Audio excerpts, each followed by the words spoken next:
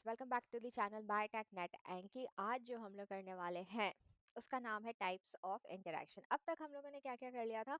अब तक हम लोगों ने आईपीसीज का रिवीजन कर लिया था और बहुत कुछ था।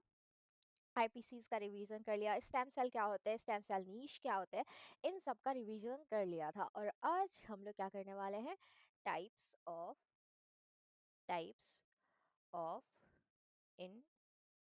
इंटरैक्शंस। तो इंटरैक्शंस, टाइप्स ऑफ इंटरैक्शन से हम लोग क्या समझते हैं? टाइप्स ऑफ इंटरैक्शन मतलब कि एक सेल दूसरी सेल से किस तरह से इंटरैक्ट करती है, ठीक है। तो हम लोगों को उसी के टाइप्स पढ़ने हैं, ठीक है।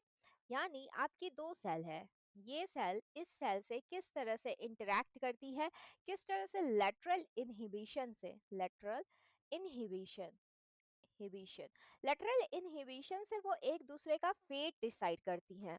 क्या डिसाइड करती हैं? एक दूसरे का फेट डिसाइड करती हैं। तो ये सारी चीजें आज हम लोग इस पूरे वाईटी सेशन में देखने वाले हैं, ठीक है। तो टाइप्स ऑफ इंटरेक्शन में आपका सबसे पहले इंटरेक्शन, फर्स्ट इंटरेक्शन टाइप होता है, उसका नाम होता है inductive inductive interaction inductive interaction. और जो दूसरा टाइप का इंटरेक्शन है उसे क्या कहते हैं? Epidermal mesenchymal interaction. AP epithelium epithelium mesenchymal mesenchymal interaction interaction. Epithelium आपकी एक्टोडर्म ओरिजिनेटेड सेल्स होंगी।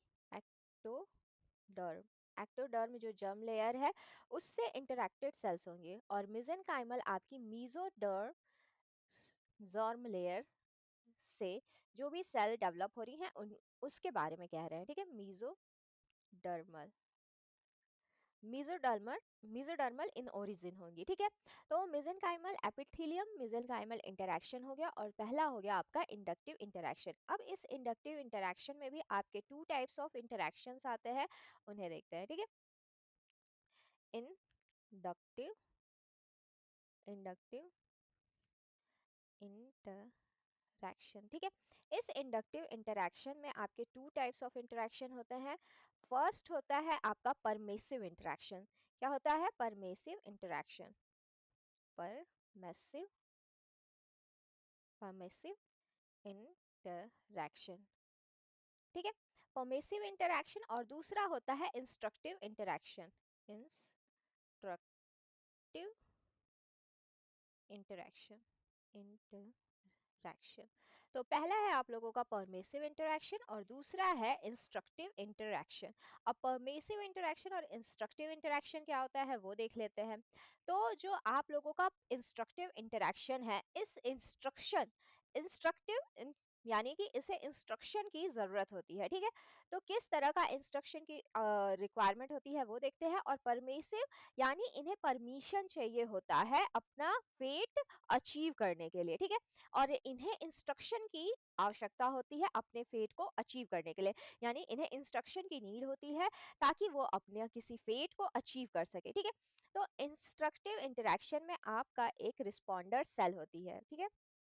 एक रिस्पॉन्डर होता है जो कि रिस्पॉन्ड करता है, ठीक है, इस इंस्ट्रक्शन के लिए रिस्पॉन्स देता है, ठीक है।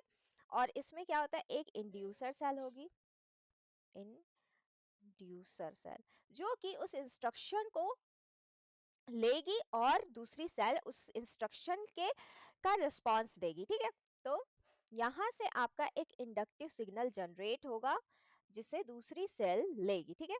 इंडक्टिव इंडक्टिव सिग्नल, इसमें inductive signal important role play करता है, ठीक है।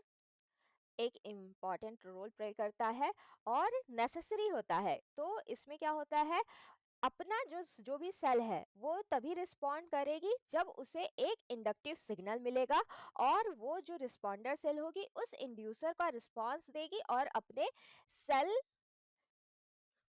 सेल फेट को अचीव करेगी, यानी सेल डिटरमाइन होगी, ठीक है, जो कि आपका डिफरेंशिएटेड होगी। Differentiated differentiated. तो आपकी जो सेल होगी वो अपने फेट को अचीव करेगी और नॉन डिवाइडिंग डिफरेंशिएटेड सेल का फॉर्मेशन करेगी, ठीक है। फिर दूसरे काइंड में रिस्पॉन्स में क्या होता है, इसमें आपका अगर किसी तरह का इंडक्टिव सिग्नल नहीं मिला, नो इंडक्टिव सिग्नल रिसीव्ड,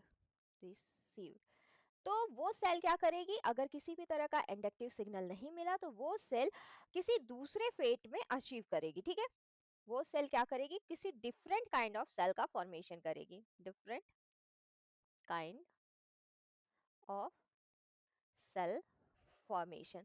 वो क्या करेगी, वो किसी डिफरेंट काइंड ऑफ सेल का फॉर्मेशन करेगी। तो फर्स्ट केस में क्या हुआ, फर्स्ट केस में जब आप लोगों का इंडक्टिव सिग्नल मिला, ठीक है, इंडक्टिव सिग्नल मिला तो सेल को जो भी फेट अचीव करना था वो डिसाइड हुआ और वो सेल उस पर्टिकुलर सेल में डिफरेंशिएट हुई। और इन दूसरे केस में क्या हुआ, दूसरे केस में आपका किसी भी तरह का इंडक्टिव सिग्नल नहीं मिला, जो इंडक्टिव सिग्नल रिस्पॉन्डर सेल को चाहिए था वो इंडक्टिव सिग्नल नहीं मिला। तो सेल ने क्या किया, सेल ने दूसरा पाथ लेके किसी दूसरे टाइप का डिफरेंट सेल का फॉर्मेशन किया, ठीक है। तो ये था आप लोगों का इंस्ट्रक्टिव इंटरेक्शन, ठीक है। इंस्ट्रक्टिव, तो ये था आप लोगों का क्या, इंस्ट्रक्टिव इंटरेक्शन। अब इस इंस्ट्रक्टिव इंटरेक्शन के बाद आपका आता है परमिसिव इंटरेक्शन। परमिसिव इंटरेक्शन में क्या होता है, अब वो देख लेते हैं हम लोग।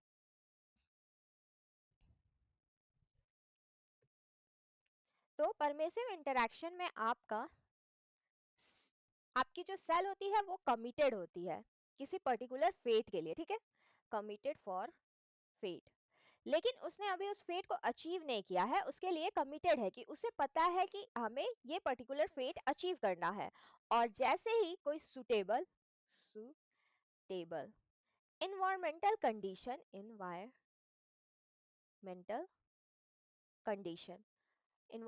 कंडीशन उसे मिलता है, वो उस फेट में डिफरेंशिएट हो जाती है, फेट अचीव या फिर डिफरेंशिएटेड सेल का फॉर्मेशन करती है, डिफरेंशिएटेड सेल। तो इस केस में ये कमिटेड सेल्स नहीं है, ठीक है, अभी इन्हें पता नहीं था कि इन्हें क्या बनना है। लेकिन जैसे ही इंस्ट्रक्टिव यानी जैसे ही इन्हें इंडक्टिव सिग्नल मिला तो रिस्पॉन्डर सेल ने क्या किया, उन्होंने अपना जो भी फेट अचीव करना था वो डिसाइड किया, उसके लिए कमिटेड हुई और उसके बाद अपना फेट अचीव किया। ये नॉन कमिटेड सेल्स थी। लेकिन परमेसिव इंटरेक्शन में कमिटेड होती हैं अपने फेट के लिए, उन्हें पता होता है कि उन्हें क्या बनना है, और जैसे ही आपका सुटेबल इन्वायरमेंटल कंडीशन मिलता है वो उस पर्टिकुलर फेट को अचीव कर लेती हैं, ठीक है। इसका एक एग्जांपल है, जैसे कि आपका इस पर्टिकुलर इन्वायरमेंट को कौन प्रोवाइड करता है, ईसीएम, एक्स्ट्रा सेलुलर जो मैट्रिक्स होते हैं उनमें चेंजेस इस पर्टिकुलर इन्वायरमेंटल कंडीशन को प्रोवाइड करते हैं। कोई भी टिश्यू है, वो टिश्यू अपना इन्वायरमेंटल उस कंडीशन क्या होगा, एक्स्ट्रा सेलुलर मैट्रिक्स में जो भी कंपोनेंट्स प्रेजेंट है वो उसे सूटेबल इन्वायरमेंट प्रोवाइड करेंगे और वो डेवलप इन सेल और ऑर्गन, ठीक है। तो ये क्या करते हैं, यही वो सुटेबल एनवायरमेंट